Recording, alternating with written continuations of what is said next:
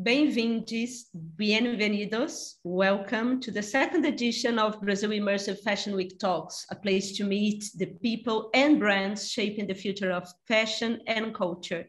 My name is Olivia Merquior, and if you're here for the first time, I invite you to visit BRIFW.com, where you can find inspiring content about art, culture, fashion, and of course, technology, just like the one you're about to enjoy. And today we will talk about the future of fashion weeks with Lady PheOnix, founder and CEO of Universe Contemporary and the founder of Crypto Fashion Week. And also with Mr. Alexander Shumsky, president of Russian Fashion Council and Mercedes-Benz Fashion Week Russia. Welcome. Hello. Thank you so much for being here. Really exciting conversation. So just for a matter of timeline, I will start with Mr. Shumsky. So you are running the main fashion week in Russia since 2000. My question is, how did it start? What motivated you? Oh, but actually, it's a classical fashion week, and it started so many times ago that it's really hard to define now why we started. And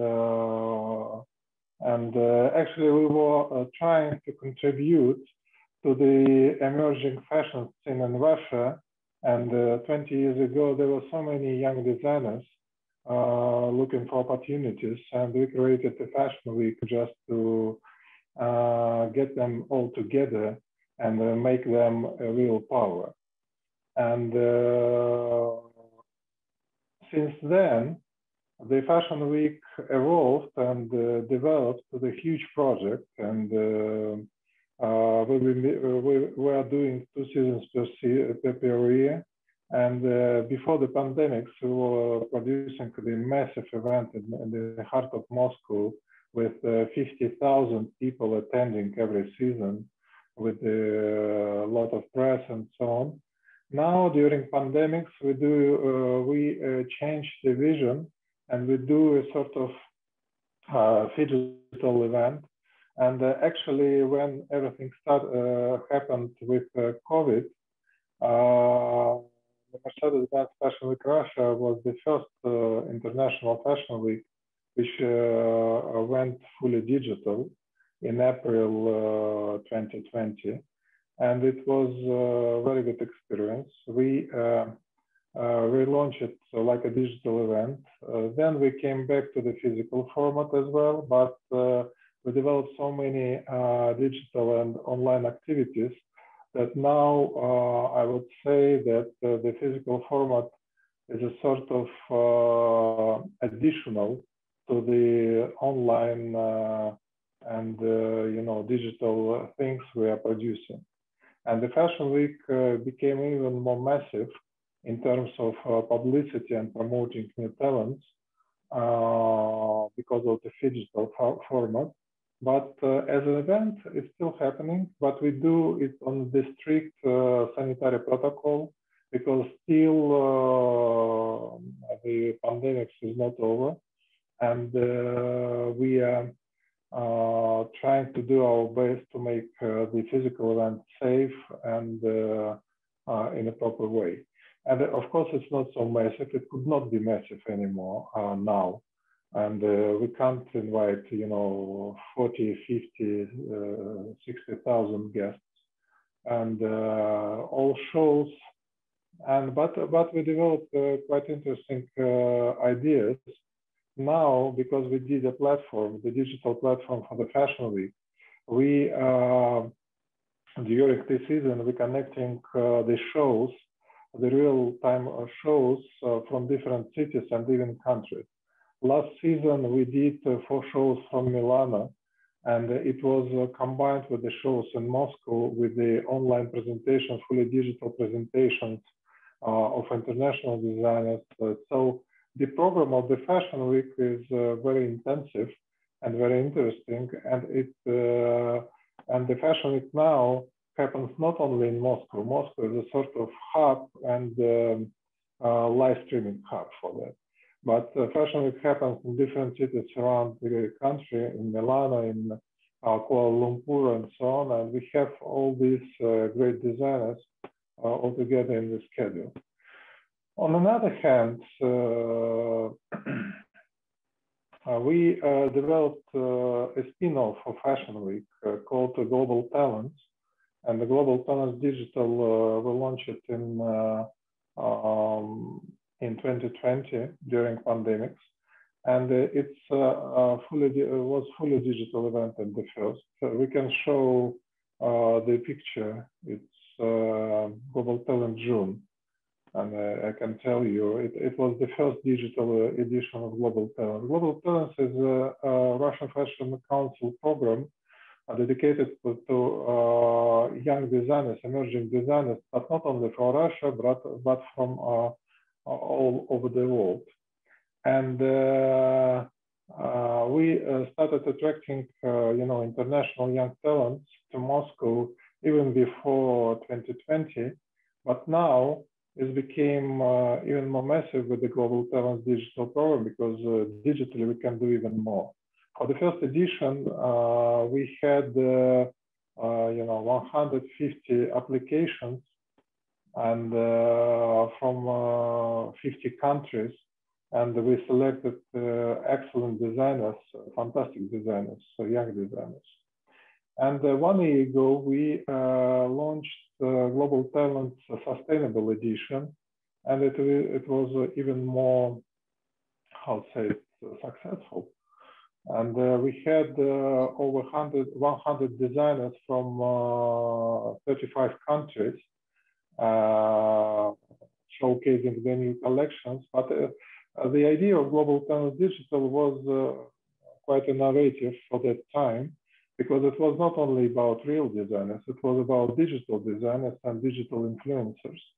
And we combined all of them on one platform and mixed them up, like digital artists, digital collections, digital avatars, digital models with the real ones.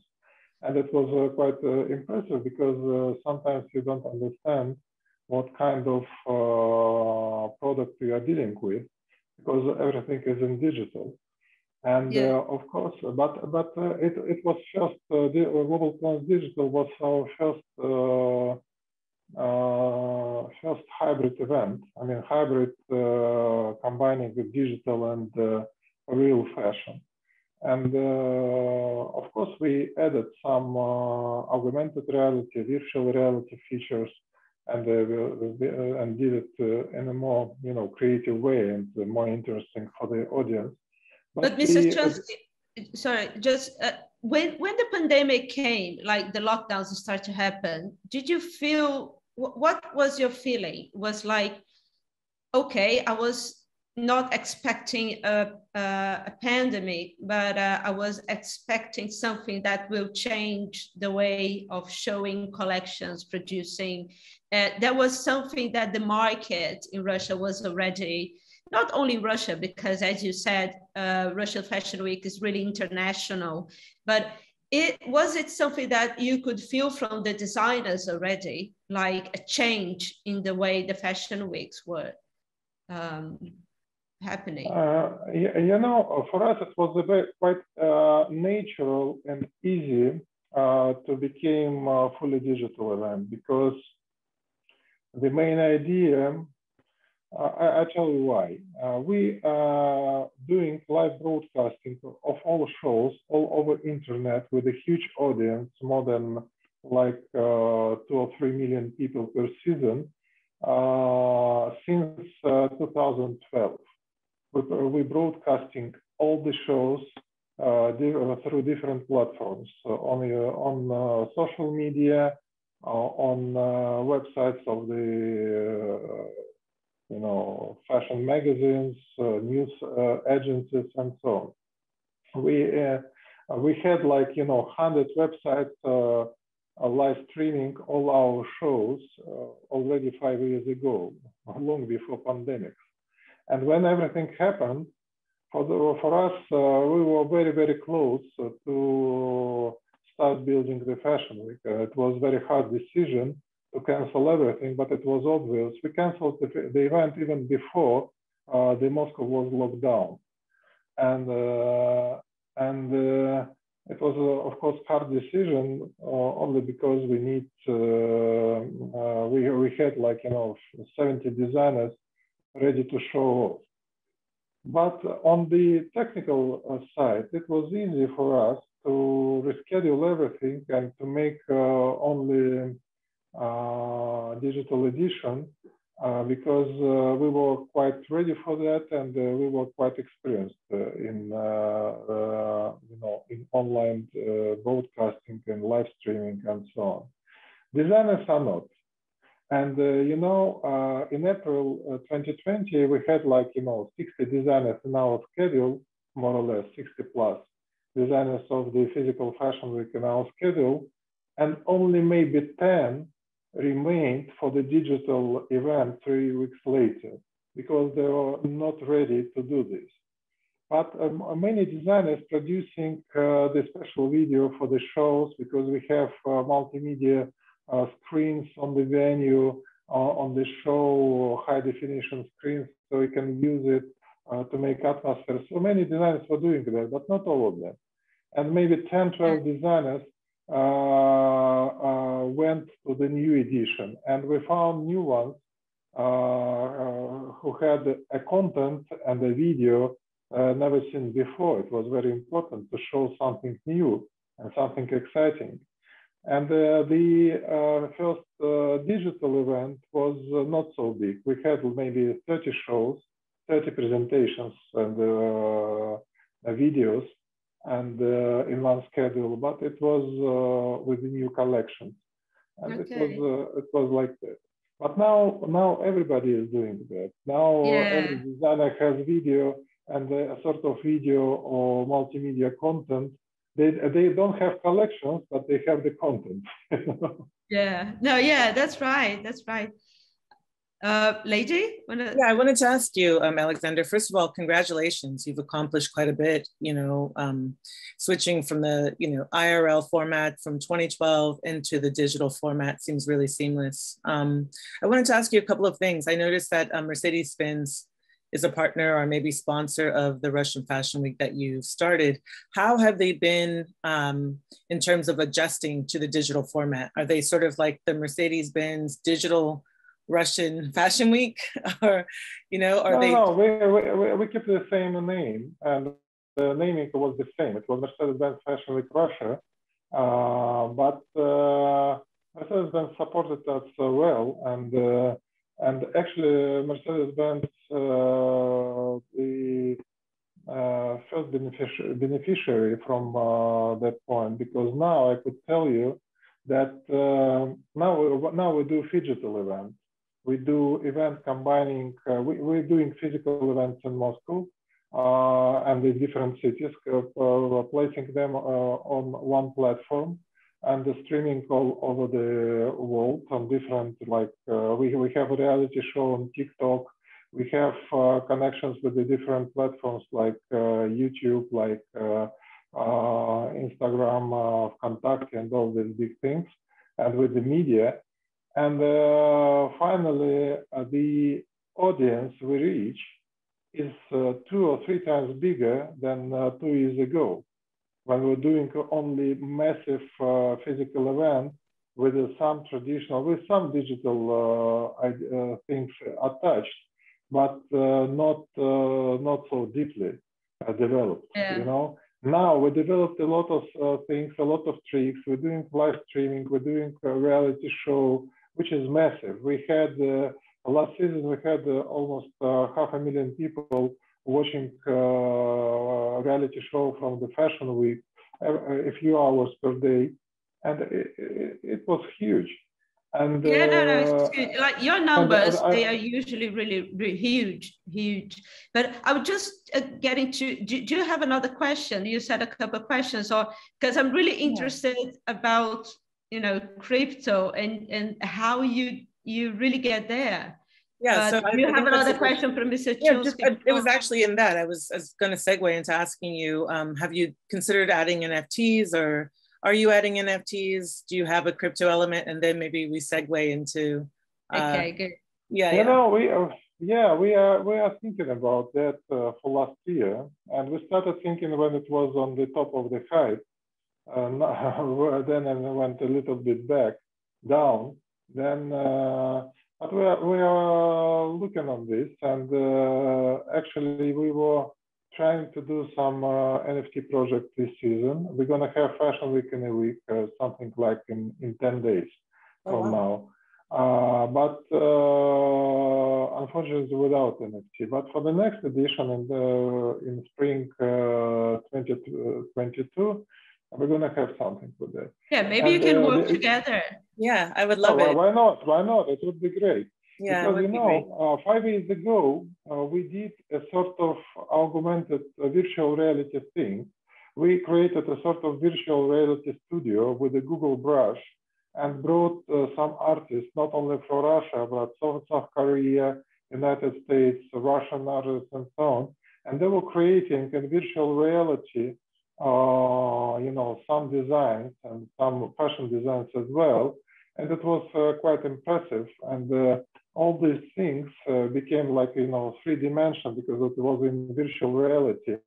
And we did, we put it on some platforms, international platforms, and so on. And then this kind of content could be converted to NFT quite easily. And it's very connected to fashion, but it's quite artistic. It's not just, you know, an outfit or whatever. It's just okay. I think Lady is putting all that together pretty well. So, okay, now you, Lady, before we start talking about crypto, you've been in technology for a while now. Yeah, since 2013. What's the story? Yeah, so essentially, just really brief story about me. I'm a creative entrepreneur. I don't necessarily consider myself an artist, although I am a conceptual artist and I make works. I have a work with a VR, AR, now NFT artist called Sutu. You can look him up at Sutu Eats Flies or at Sutu Eats Flies across all media. He's incredible. And I worked with him initially in 2018 for my very first show at a museum. It was a Museum of the African Diaspora, which is a part of the museum body of the Smithsonian. And we brought AR to that museum for the very first time. The reaction was a bit surprising. The museum had been a bit more traditional. And so this was their kind of like break with tradition. And the show was overwhelming. They were extremely supportive. They were an incredible partner, but it was an opportunity for them and for me to see how AR could actually disrupt people's lives in a good way, right? And provide all kinds of unknown, but very beneficial social impact. And so from there, I kind of got the bug. Before that, though, I had a distribution business, international distribution business, food and beverage. And I lived in Asia. I lived in Japan. Okay. Yeah. Totally, so you know, my life like this. Yeah, my life just kind of went topsy-turvy around, I would say 2013, 2014, 2015. My grandmother was suffering from Alzheimer's. I lived in New York City at the time. And I decided to, you know, exit the business and go back home. I live in Northern California, decided to go back home and join the caregiving team. My grandmother and I are extremely close. She's been my best friend since birth. And, you know, I figured, you know, a friend in need is a friend indeed, right? So went to be by my grandmother's side. And in doing so, I realized that, oh my God, you know, I never thought that taking care of another person could be so difficult, right? So shout out to all the caregivers, nurses, doctors, mothers, fathers who are taking care of other people. And then the other thing I decided and kind of like understood is like, if I'm going to be doing this, I still need to be creative. I need to find something I can do at home. And that thing has to be digital. So in 2015, I entered, I kind of spaghetti coded with a friend of mine, a VR application for people who had Alzheimer's. And I entered it into a VR only hackathon. It was the first hackathon at the University of California in Los Angeles. But this particular hackathon was focused on medicine. So it was sponsored by the Keck School of Medicine at USC. and I became a finalist. It just like blew my mind. Went from food and beverage startup having, you know, products in Whole Foods and other very large retailers to now, you know, being a finalist in this very special invite only VR hackathon. It gave me a lot of confidence that, you know, perhaps there was something that, you know, I could do for my grandmother, but maybe for others around the world, right, who were dealing with something similar. Before that, though, in 2013, I decided to start curating art online through Instagram, and I built up a following. And by 2014, I had big brands reaching out to me asking if I could be their ghost curator. So I was ghost curating for like brands and then some museums and some galleries, but mainly big brands. And then I realized like, oh my God, like I could do this thing. This is like a lane. This is crazy. But I never really thought it was like anything special. I just thought, okay, I love sharing art. It's an outlet for me, you know, help me blow off steam from business. And then boom, life changed, completely moved to California from New York. Discovered that I wanted to help my grandmother through technology because that would be the only way to truly help her. And then in 2015, got the AR bug, kept working, kept curating, got bigger and bigger, have like maybe 300,000 followers on Instagram collectively on my accounts. And then fast forward 2018, made my first show at the museum with my buddy Sutu, like one of the best artists ever. And then, yeah, I've just been on this trajectory. And so in lockdown, kind of similar feelings like, okay, the world has stopped. What am I gonna do? And I decided it's time, you know, it's time. I'm gonna get into NFTs. I've been orbiting the blockchain and art space since 2015. I've been investing in crypto since like 2014. I just need to like go full on. And so a buddy of mine, another incredible artist. I've given him the nickname Legendary Coldie, but he's an artist in the crypto space. He's been like one of the early creative pioneers in that space, you know, helping to get artists' rights. You know, he and like Sparrow and a gentleman called Matt Kane and others teamed together to help get, you know, royalties for artists. A lot of people don't understand that in the crypto space or the NFT space, it isn't just about like putting weird art up and trying to make money from it and like, hey bro, buy this because it's cool and all. No, like there are real artists and real people on the ground, you know, pioneering, innovating and making, you know, a better world for creative folks. So Coldie and I teamed up in August of 2020 and we, you know, started Universe Contemporary. Universe Contemporary was already started on Instagram for a number of years, but it didn't have a life outside of Instagram. When Coldie came into the picture, we began making the life outside of Instagram. And we, in October 2020, made Crypto Art Week. It was the first art week focused on the NFT and crypto space. Everyone was invited. And can I ask something? Just sure. I'm sorry to interrupt you, but you know, as we want to make as clear as possible to our audience, can you define crypto? Can you define crypto just before you go further? So I think I want to start first with defining NFTs because that'll explain what crypto is. So in short, crypto is digital money, right? Like we have fiat money, that's your paper money or your coin money, your physical money from your country. Crypto, in a sense, is sort of like the money of the internet, I guess you could say. And we are citizens of the internet, right? We have a social life.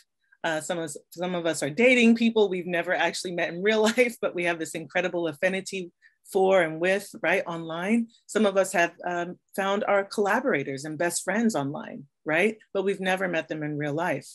And so crypto is the exchange, right, for how we exchange value, like the money for how we exchange value. So yeah, so that's crypto, but NFTs. So NFTs are essentially objects, digital objects, right? Let's keep it super simple. They're digital objects. It can include land, fashion, art, right? I think in the future, our marriage and birth certificates are gonna be linked to NFTs. So it's an object. It certifies this object and says, this is a real object. That certification is tied to the blockchain. The blockchain is a ledger or a record, right, of what's happening, who's done it, when they've done it, sometimes how, through the metadata. I think we're just starting to see what NFTs can do and how they can actually transform various aspects of our life. Right now, NFTs are transforming art, specifically digital art. a good example of that. So October 2020, Beeple launched his first NFT, and he launched it at Crypto Art Week with Coldy and I. He sold it with Nifty Gateway on that platform. But yeah, he gave this talk about his work and what he's been up to, and the fact that for the last 14 years, he hadn't been able to sell any work. NFTs provided the ability for a guy that had so much I mean, this guy had over 1 million followers. He's worked with everybody, Bieber and Ariana Grande and for SpaceX. But in the art market, they didn't really accept him as an artist. But in the digital art world, right, in our digital art market, this guy was already legendary. So when technology, right, finally caught up to an artist like Beeple, we had this synergistic kind of magic happen, and we're seeing the boom of the space. And Beeple, I was just not ready for. I'm sorry. No, I was just going to say he's somebody that sort of like blew the doors off, right? Internationally. Oh, yeah, it's not about waiting someone to validate your work. It's just 100%. Going straight to your audience and to people that wants to support you or not, isn't it? Yep. I mean, because he built an audience of over 1 million people well before he ever sold an NFT, well before the art world ever really took notice, right? So it's not just him, right? But people know him. So just giving that example and sort of setting up the timeline, you're not too late. There's no one in this space who's got it all figured out. So, and in terms of fashion, maybe we can feel the same, isn't it, right now? And I'm really curious, why did you start to go to fashion, and when did you decide to create? This is the question. Crypto Fashion Week. Yeah. Fashion? So I saw what was happening in the art space, and I thought, man, I know so many creative people that are fashion artists, but not necessarily traditional artists. And with Universe Contemporary, it's literally, we're focusing on the contemporary art and expression and creativity of the entire universe, right? Or the metaverse. And so I thought to myself, I don't want to stay in the art lane. We've had great success with Crypto Art Week, but now we need to focus on other types of creatives outside of the traditional art space. And so, I listen to my spirit. I meditate a lot, trying to find the calm and center. And in meditation one day, I literally, like a flash, it was like the next event is fashion. I told my partner Coldy at the time, he's now like gone off to focus solely on his practice. He's an incredible artist. And he was like, I don't know about this. I don't know if fashion's the thing. And I'm like, no, it's the thing. And he was like, all right, I'll support you. And so, yeah, we started Crypto Fashion Week and never looked back. It's been honestly, we focus on sports, art, music, and fashion. Fashion is our most popular vertical. Shortly after we launched our first Crypto Fashion Week in February, and we call it Crypto Fashion because, in the vocabulary right now, the art form tied to NFTs, it's known as crypto art, right? So we'll probably call it CFW in the future, or just Fashion Week, right? It'll just be known as Fashion Week in the future. That's happening in the metaverse. But right now, I really believe in speaking to people with the language of the time, and not trying to be so far ahead that folks don't understand what's going on, or too nuanced that people think it's so weird that they don't belong. I think it's important to use language to invite people into the experience of what's happening. So crypto fashion kind of spoke to that. We accept Ethereum. So, Yeah, good. And how many countries, designers from how many countries have applied for Crypto Fashion Week? It feels like everywhere. Like our first press after our very first Crypto Fashion Week, which was just February 2022. We had so much press from every single country. We were verified. Here in Brazil, you had a lot of press. Yeah, Brazil. I didn't have as many press as you, and I was like, I need to know that lady because we should collaborate. We had a lot of press for almost every country. I mean, it was nuts. It was really nuts. The reception of Crypto Fashion Week was incredible. And I think, one reason primarily for that is because, something understood, like when I was telling you about just meditating and trying to be centered, is right now history is being rewritten, right? Right now, we're moving into a place of permanence with our memory. Everything we do can be recorded now, thanks to the blockchain, right? That's the leisure. That's the leisure of humanity moving forward, right? Everything from goods and services to our actual memories, right?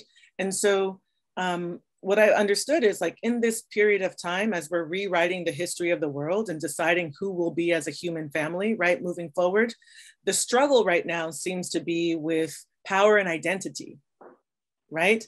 Political power struggles internationally, but our identity power struggles within the human collective. Who are we going to be, right? When we look back on this time, who are we? Like, as a person, as a family, what is our consciousness?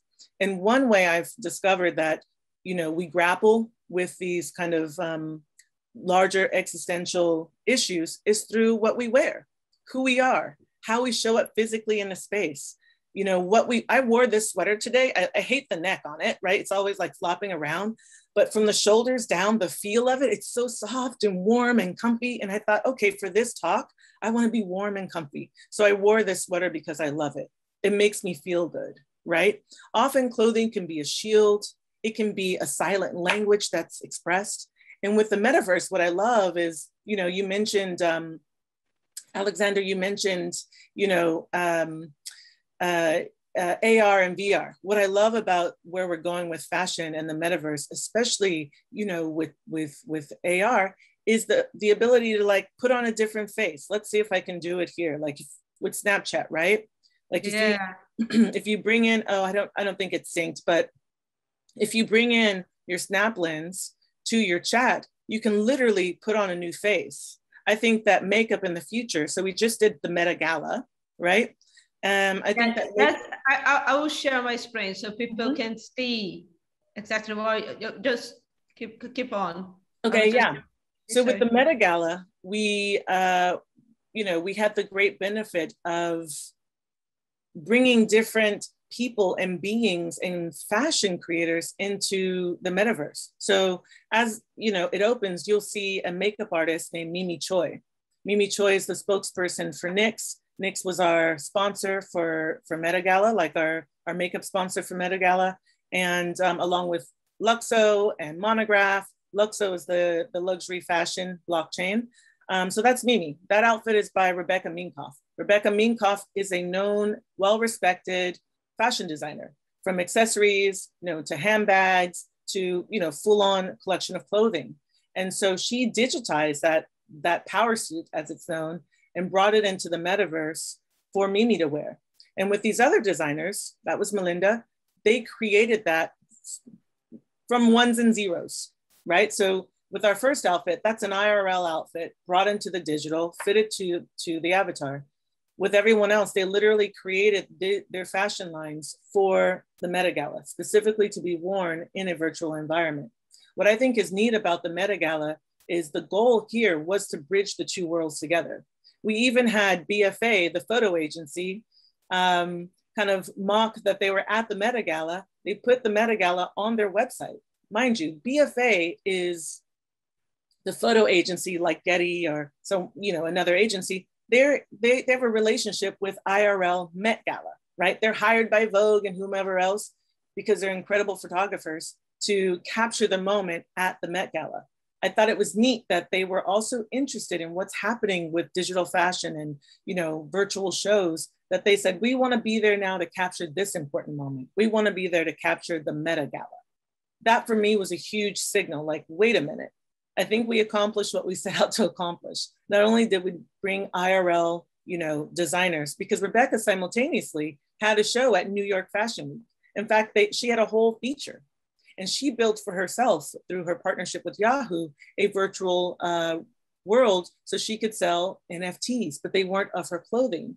They were photographs of previous collections.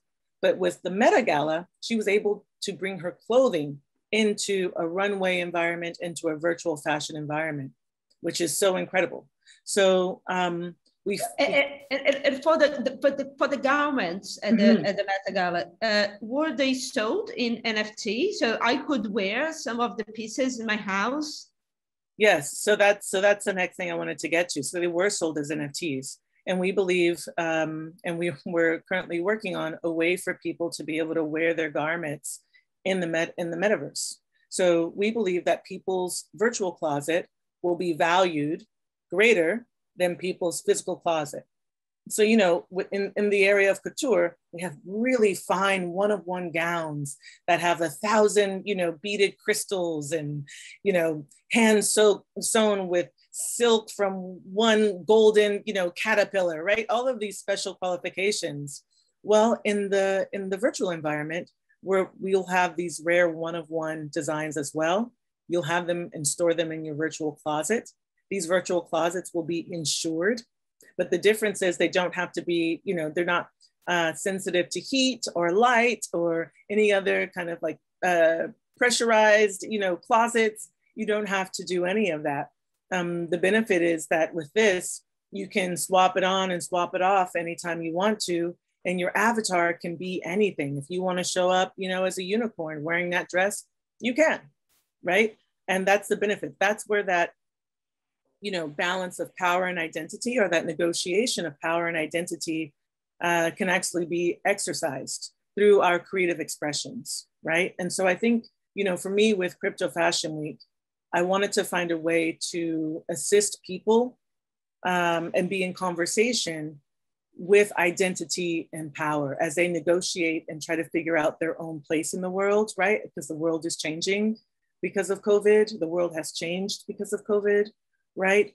So who are we now? Well, we may not fully have it figured out who we are, but we'll know what we want to wear. And I think that that's a start and that's a step. Alexander. Yeah. And so when we talk about fashion weeks, you know, traditionally they have like country names, and when I start to think about Brazil Immersive Fashion Week, different from Lady, I was like, damn, now I have Brazil. And I think somehow in the digital world, the idea of nation starts to be really blurred. It doesn't make sense. But I had already made the name and registered. So, you know, let it go. But do you think we are in a way of connecting all fashion weeks in the world somehow to make like a global fashion communication? And just one comment about fashion, at least here, in Brazil Immersive Fashion Week, I do believe fashion, and I usually say to people that it's not only about the garments, but it is, and it's really important about what we wear, but it's the way we talk, it's the way we walk, it's the way we dance. Like fashion is all that, and it's about garments as well. So fashion it's about culture in a large sense. Yep. So I think when it comes to digital, do you think it's really naive, Alexander, to think about a global communication, you know, through all fashion weeks in the world? Do you think the main fashion weeks, the established ones, will allow us to look great, Lady? Yes. So I'm just going to switch my cameras for a few minutes, and then please let's continue with Alexander. But yeah, everything will be linked and people will be able to show up however they want to, right? Like this is the benefit of like what we're doing. AR is helping people to find greater forms of expression. And I think as we find greater forms of expression, you know, we'll, you know, link ourselves together and want to find more unity, right? When we're sort of afraid or competing instead of cooperating, it places us where we can't necessarily reach out and be with one another. But if I can show up like this and Alexander's like, hey, you look great. Also, I don't care. I'm just interested in like hanging out here at my fashion week. Here, sit on the front row, you know? You guys can hang out here, you and Olivia. Great, we can come as we are. If we want to be potatoes, we can come as a potato. If we want to be little devils, we can come as a little devil, you know? Yeah, no, I love this devil one. It's a come as you are environment. And that's what's that's what's gonna be magic for us. But Alexander, do you think we can, is it too naive in the world we live today, thinking about a global network of fashion weeks, and we are all supporting each other's, since we are already open to any nationality in our fashion weeks?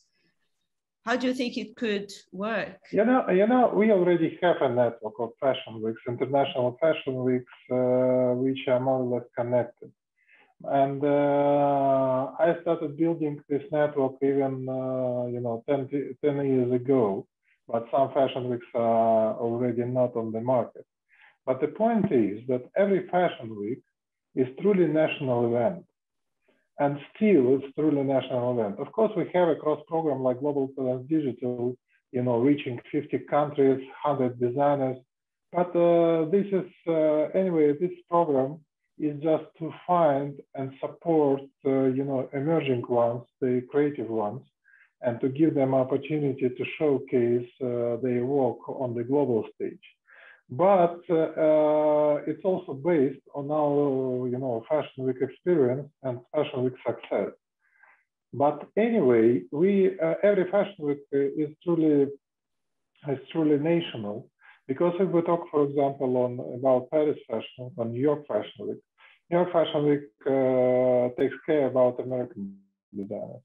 Paris Fashion Week is the biggest one, or Milano Fashion Week is the biggest one only because they have French and Italian big luxury brands, and all of them showcasing in Paris or Milano. The point is that the digitalization will give us the opportunity to showcase more designers. And it could be showcased under the name of the local fashion week, Moscow or Brazil or whatever, or it could be showcased under the umbrella name. But it doesn't. The only thing that we're going to have so many designers getting in, and for one, uniting fashion week, this is too much. Because in this case, the amount of content is gonna be like avalanche, It's so huge, you can't go through it. It's gonna be like YouTube, but on fashion, you need to navigate. In this case, it makes the efforts not so effective. That's why it's much better for the market and for the designers, for their business. It's much better to have, like 100 fashion weeks all around the world, showcasing in different times. The thing we should think about is that we need to make a sort of global schedule, not overlapping events in Shanghai and Moscow or Kuala Lumpur and Prague. Because with the digital approach and with the digital reach, there is no difference if Fashion Week happens in Tokyo or happens in Los Angeles, because from Moscow we are reaching, millions of people every time, and the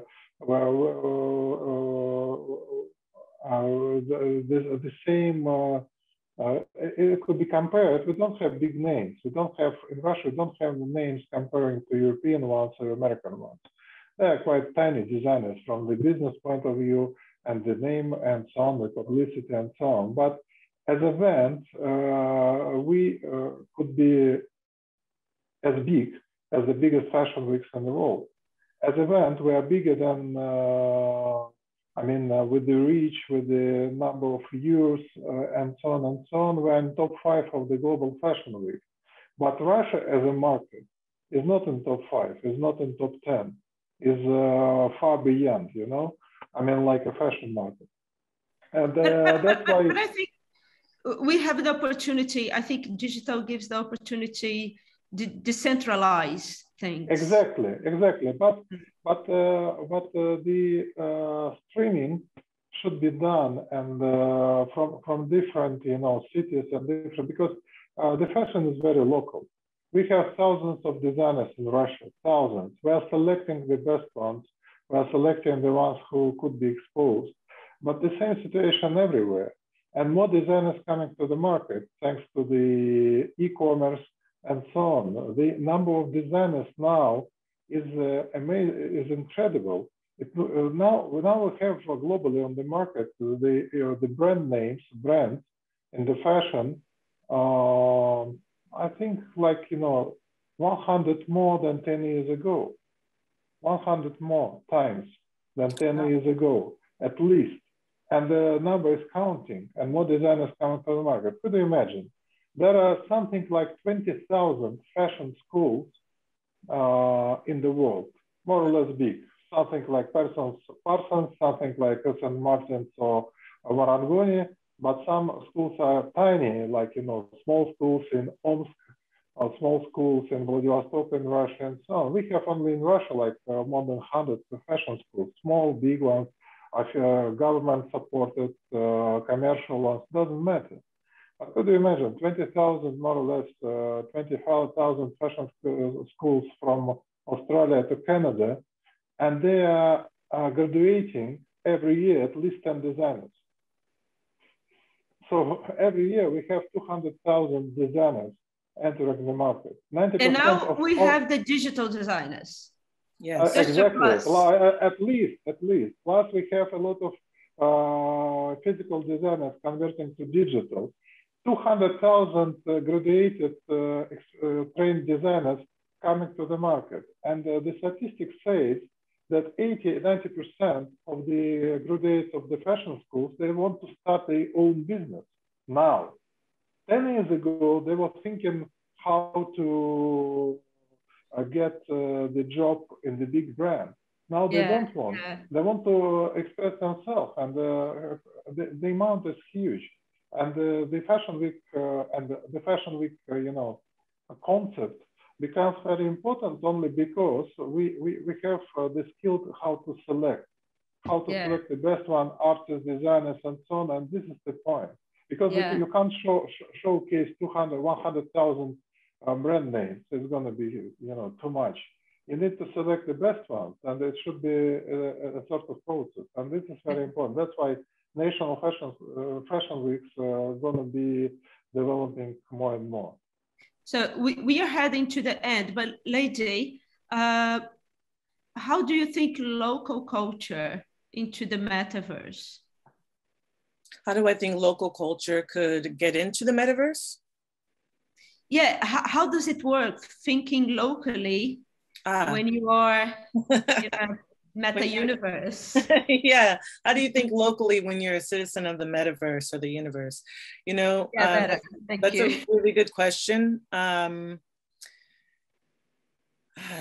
think that people think locally because they think about whatever faction they're a part of inside of the metaverse, right? They identify with the, maybe not physical attributes, but the commonalities that they share. For example, we're buddies with the people at the Fabricant, right, out of Amsterdam, the #1 digital fashion house in the world, right? We've never met personally. We've had a couple of Zooms, but we never met personally. They are part of my local tribe in the metaverse because of fashion, right? So I think that even with my business, Universe Contemporary, we're completely decentralized. One person lives in the Balkans, another person lives in East Coast. I live in California. We've never met in person, not ever. And we've been doing business this entire year.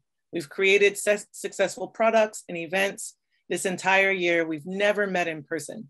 I was joking with them and saying, I don't know if I want to meet you guys. Let's just never meet. Maybe meet when one of us, are like 80 years old and we finally, want to see each other's faces in person. But I think that I love what the pandemic did for us in that it forced us to reevaluate our own value system and value scale. It forced us to reconsider our humanity and that of others. We're now able to find value and see value differently, right? So locally here in Northern California, I don't know too many people. And because of the pandemic, I stay inside a lot. But in the metaverse, I have all kinds of friends from everywhere in the world. And they are my local tribe in the metaverse. They're my local people in the metaverse, right? And so again, the future is begging us to change the way we look at things so that the things we look at can change, right? That's the benefit of where we are now. And the future is also begging us to get active. Everyone has the opportunity to insert themselves into the new history of humanity. You don't have to be, you know, Kim Kardashian to do so. You can be you in your local, you know, tribe, in your local place, and still have an effect on the entire world. Even if the world is this big or the world is this big, you can have an effect. And I think that's, for me, the greatest takeaway from the metaverse, the greatest takeaway of being involved in NFTs and crypto is understanding that no matter what, as soon as I throw my pebble in, the ripples appear, and those ripples matter. And I say that from myself to every one of you. You know, Universe Contemporary in the matter of a year went from being just this thing in Instagram to now this international business where all kinds of people are wanting to collaborate with us, from huge like movies to movie stars to like dead people, you know, estates reaching out and being like, hey, we want to be involved in the metaverse. You know, can you show us about this? It's really neat. Time is reorienting itself, right? The idea of what beauty is, as I sit here with these kind of amber eyes and horns, beauty is, thank you, beauty is reinventing itself, right? So this is the time to reinvent yourselves. Whatever your dream is, whatever the thing you want to do, what you want to design clothes, but you were a steel worker and you work in a factory, okay, start learning Marvelous or Clo 3D, start learning DAZ 3D, go to YouTube. The YouTube is the university of the metaverse. You go there, it's free. You find some teacher, some tutorial, start learning. Anything you want to do, the wishing well is open. That's what's so magical about right now. The portal is open. Anything you want to do, now is the time to do that. Okay, that was really inspiring words. And just, you know, but I still have a last question, which I always close the conversation. So what is the most precious advice would you give to the fashion industry or a fashion designer for the future? Alexander? Oh, you know, we are giving a lot of advice to the designer every day, but it's mostly about the business.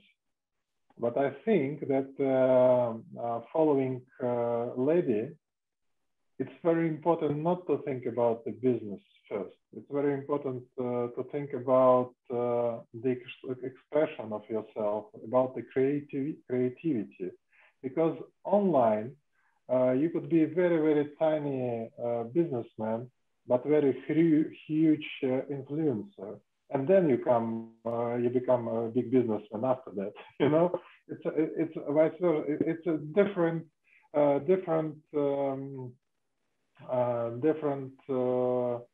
program. And for designers for designers today, it's very important to understand that if the whole world is their marketplace. Yes, all fashion is very local, but finally the whole world could be a marketplace for them.